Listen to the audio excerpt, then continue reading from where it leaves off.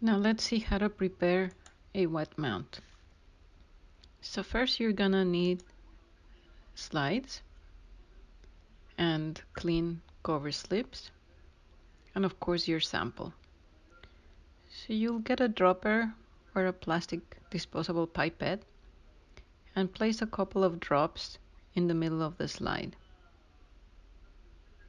Now the tricky part is to add the cover slip.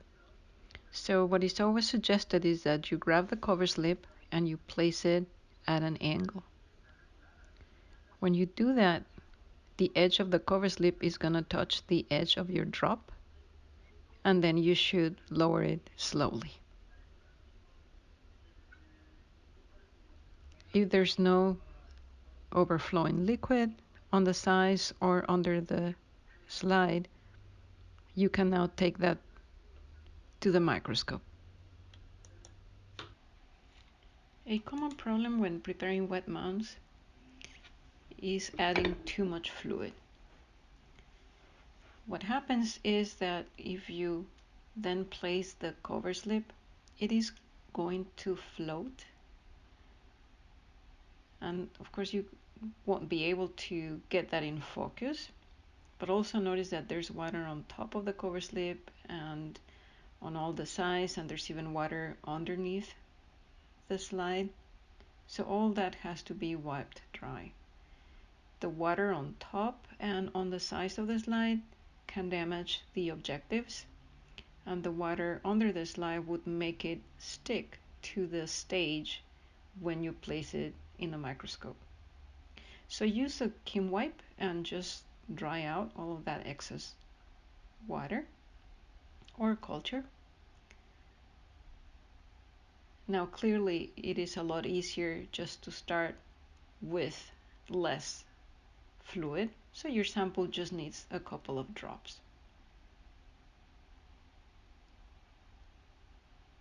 But in this case, if everything is wiped dry on the edges, on the bottom,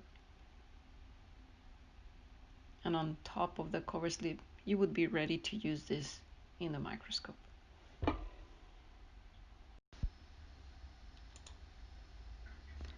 When you bring the slide to the microscope, select and click in place the scanning objective by rotating the nose piece. That's the part that holds all of the objective lenses.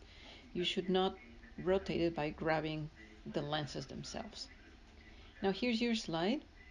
Make sure that it's dry underneath. Remember, you're going to place it on the stage, and it must fit in the corner. And the handle on the left is only going to push it into place. Now you're ready to view your sample. To locate the area you want to examine, remember you have the stage controls on the right side of the microscope stage, and with those you can move the slide back and forth and left and right.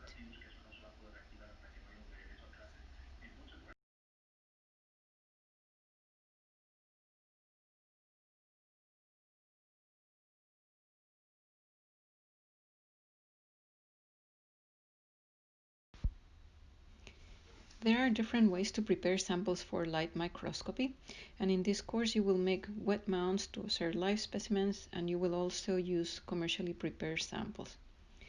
Your instructor will provide stains when appropriate.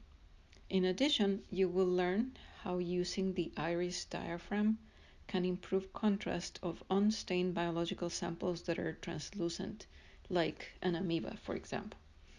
The iris diaphragm is located below the stage and above the condenser lens. Please ask your instructor to demonstrate how opening and closing this lever changes the amount of light that reaches the sample, and thus will give you, again, a better contrast. In closing, a common problem when examining a sample is misidentifying the sample with artifacts like air bubbles, lint, or scratches on the cover slip.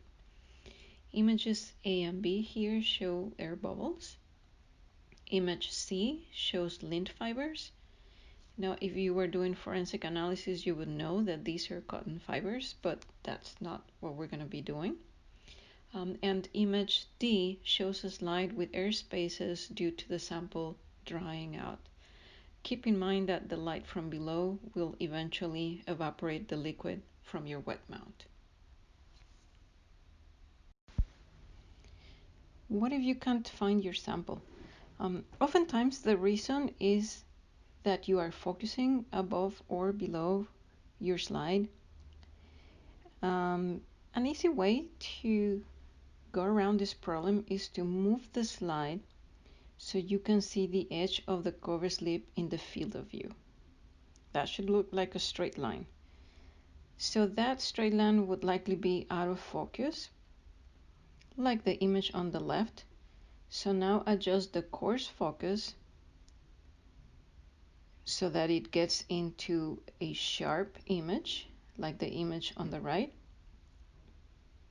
And now you should be at least, at the right level where your sample is. So now use the stage control to go back to the area of interest. And now you should be able to see your sample. Voila!